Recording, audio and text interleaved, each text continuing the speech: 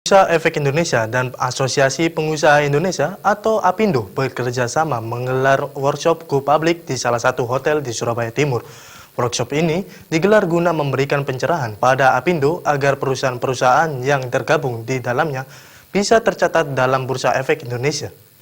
Ya, ini yang ketiga ini biasanya saya Dalam workshop ini, Asosiasi Pengusaha Indonesia atau APindo Jawa Timur mengeluhkan perihal masih susahnya perizinan terhadap perusahaan untuk tercatat di Bursa Efek Indonesia. Atas hal tersebut berimbas pada minimnya perusahaan yang melakukan initial public offering atau IPO atau go public, seperti yang disampaikan Dwiken Hendrawanto, Sekretaris APindo Jawa Timur. Dirinya menyatakan bahwa dari 1.200 perusahaan yang tergabung dalam APindo, baru 38 perusahaan yang sudah go public. Alasannya karena masih kesulitan dalam mengurus perizinan terhadap perusahaan.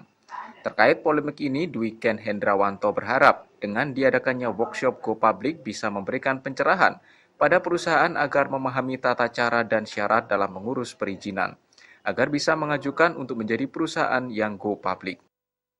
Jadi terkait kegiatan hari ini, paling tidak sebenarnya ada suatu pengetahuan karena dari 1.200 anggota APindo, ya, karena terdiri dari 38 DPK dan kota kabupaten di Jawa Timur, itu sampai sekarang juga masih belum banyak ya yang masuk di Bursa Efek Indonesia.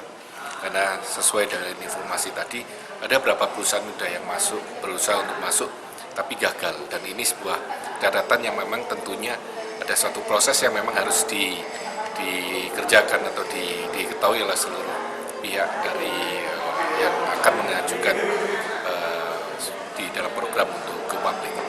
Sementara itu, Kepala BEI Surabaya Dewi Sriana menyatakan bahwa workshop yang digelar adalah untuk memberikan pemahaman dan sosialisasi pada perusahaan agar bisa tercatat di Bursa Efek Indonesia. Dijelaskan lebih lanjut, perusahaan-perusahaan yang ingin tergabung dan tercatat di Bursa Efek harus memenuhi kriteria dan persyaratan yang harus dipenuhi perusahaan. Nah, yang paling penting itu memang harus memenuhi persyaratan-persyaratan untuk menjadi perusahaan tercatat. Jadi ada beberapa persyaratan yang pasti bentuknya harus PT.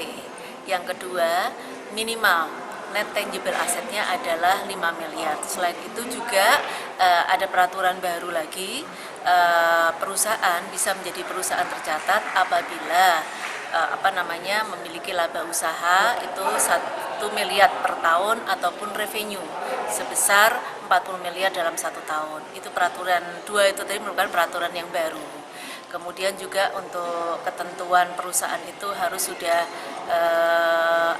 berdiri selama 1 tahun, boleh juga rugi. Jadi sebenarnya persyaratannya mudah untuk menjadi perusahaan tercatat di Bursa Efek Indonesia. Melalui workshop Go Public ini, perusahaan bisa sharing dengan beberapa pembicara agar bisa menjadi bahan informasi bagi perusahaan. Juga bagi perusahaan yang merasa masih kurang dalam persyaratan dan belum memahami tata cara dan mekanismenya, Bursa Efek siap memfasilitasi untuk informasi mengenai Go Public. Irwanda Ikadisa, Timothy Lee, Surabaya TV.